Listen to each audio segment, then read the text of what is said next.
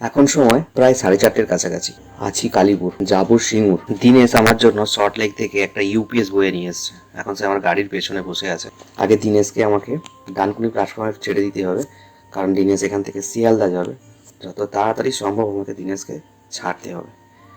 ইউপিএসটাকে গাড়ির পেছনে ভালো করে বেঁধে নিয়ে এবার আমি ডানকুনির এই রেল লাইনের পাশ দিয়ে, বাজারের ভেতর দিয়ে এই সোজা যদি আমি চলে যাই এখন, তাহলে আরামবাগ পৌঁছে যাবো। আরামবাগ প্রায় এখান থেকে 61 বা 62 কিলোমিটার হবে। ফ্লাইওভারের পাশ দিয়ে সোজা ফ্লাইওভারে উঠে আমি এখন যাব হাউজিংয়ের কাছে। হাউজিং থেকে আমি ডান দিক নিয়ে সোজা সিঙ্গুর। এই রাস্তাটা সবসময় এরকম যানজটপূর্ণই থাকে। রাস্তাটা ক্রস করলেই সামনে আছে হাউজিং, আর আমার সামনে দেখুন একটা আন্ডার ভেহিকেলসের জন্য ব্রিজ টাইপের তৈরি হচ্ছে। এই যে আমার রাস্তার ঠিক ডান দিকেই পুরোটাই ফিল করে দেওয়া হচ্ছে, আর দুই সাইডে একটা ব্যারিকেড দেওয়া আছে। অনেক জ্যাম কমে যাবে। এই হাউজিং এর যে জ্যামটা ছিল না একটা সময়, আর সেটা বলার মতো নয়। যারা এই রাস্তা দিয়ে যাতায়াত করেন তারা বেশ ভালো রকম উপলব্ধি করেছেন।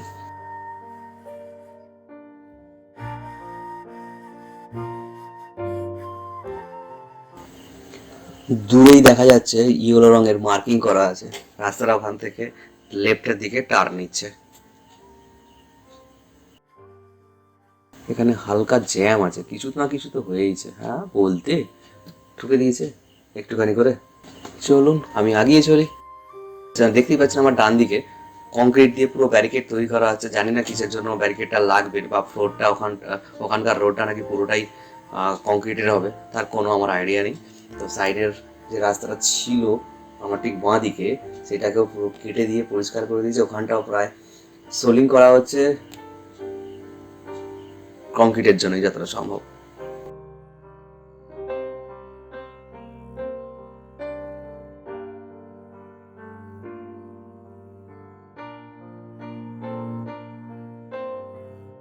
দাঁড়িয়ে আছে আমার ডান দিকটা বড় বড় পিলার দাঁড়িয়ে আছে, যেটা দিয়ে ফ্লাইওভার হবে। আমার বাঁ দিকটা দিয়ে গেলে সোজা গোবরা প্ল্যাটফর্ম, আর ডান দিকটা দিয়ে গেলে পা ডান করে সামনেই আছে টোল প্লাজা।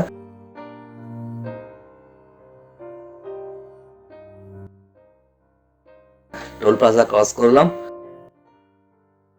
টোল প্লাজাটা ক্রস করেই পাবো আমি বেশ কিছুটা অংশ থ্রি লেনের নতুন রূপ। এই টোল প্লাজাটা ক্রস করেই বাঁদিকে বেশ কিছু ছোট ছোট ঠেলায় ছোট ছোট করে দোকান থাকতো, যেখানে জল, চা সেটা টুকটাক পাওয়া যেত।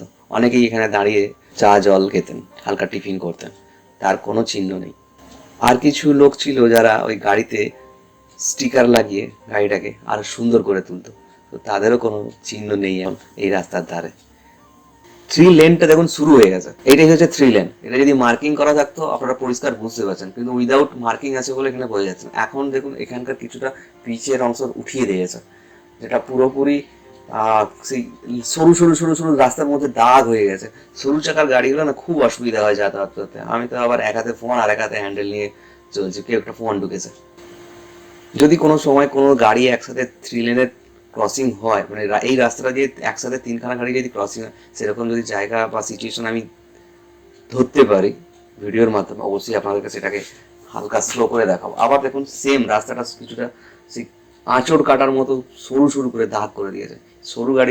সরু চাকার গাড়িতে খুবই অসুবিধা। ভিডিওটা আমি একটু স্পিডে করছি কারণ আমার হাতে সময়টা কম আছে, আমাকে খুব তাড়াতাড়ি সিঙ্গুর পৌঁছাতে হবে। এখনো পর্যন্ত এখান পর্যন্ত এখন আপনার টু লেন ছিল, আবার তো এটা শুরু হয়ে গেছে। এখানে টু লেনের চেয়েও কম আছে, টু লেনই আছে এখানে, টু লেনের চেয়ে কম নেই। ঠিক আমার বাঁ দিকটা দিয়ে মেন রোডটা তৈরি হচ্ছে, এটা বাইপাস রোড করে দিয়েছে।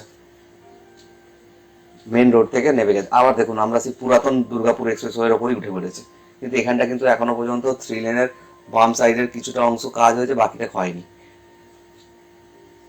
কিছু কিছু জায়গায় আপনি থ্রি লেন দেখতে পাবেন, আর কিছু কিছু জায়গায় সেই আগের পুরাতন টু লেনটাই পড়ে আছে।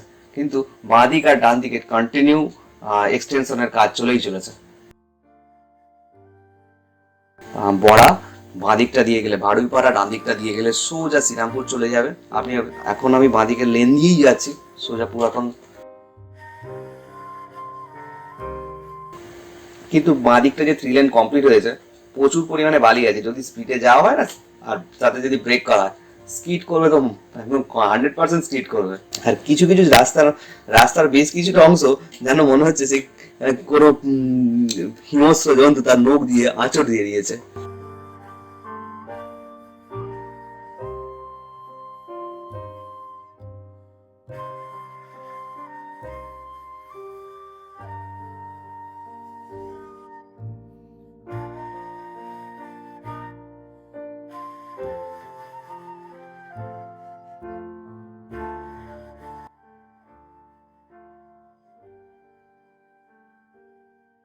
আবার রাস্তাটা বাঁদিকে কিছুটা আবার রাস্তাটাকে সাইড লেনের সাথে কানেক্ট করে দিয়েছে। এটা হচ্ছে সাত মন্দির তলা যাওয়ার রাস্তা, বাঁদিকটা দিয়ে গেলে সোজা সাত মন্দির তলা, আর এখানটা দিয়ে একটা ফ্লাইওভার তৈরি হচ্ছে এবং আন্ডার ভেহিকেলস রোডও তৈরি হচ্ছে।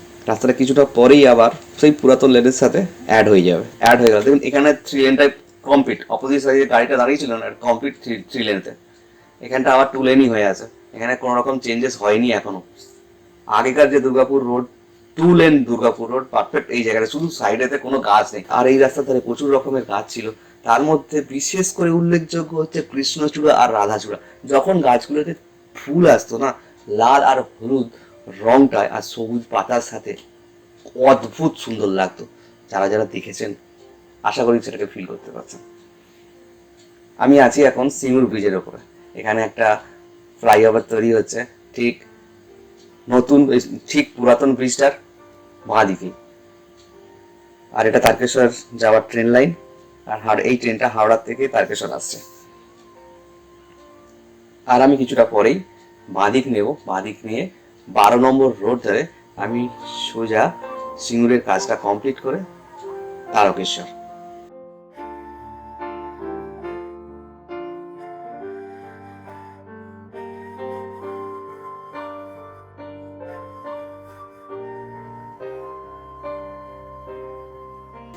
এরপরেই আমি বাঁদিক নেব, কারণ সোজা চলে গেলে আমি বর্ধমান চলে যাব। এই রাস্তা দিয়ে কানেক্ট হচ্ছে 12 নম্বর রোডের সাথে। শাওড়াফুলি থেকে তারকেশ্বর পর্যন্ত জল নিয়ে যে যায় জলযাত্রীরা এই রাস্তাটার উপর দিয়ে হেঁটে যায়। আর তারই কিছুটা অংশ যে যে জায়গাগুলো আমার খুব ভালো লাগে সেটাই তুলে ধরছি। তো বন্ধুরা, ভিডিওটা ভালো লেগে থাকলে অবশ্যই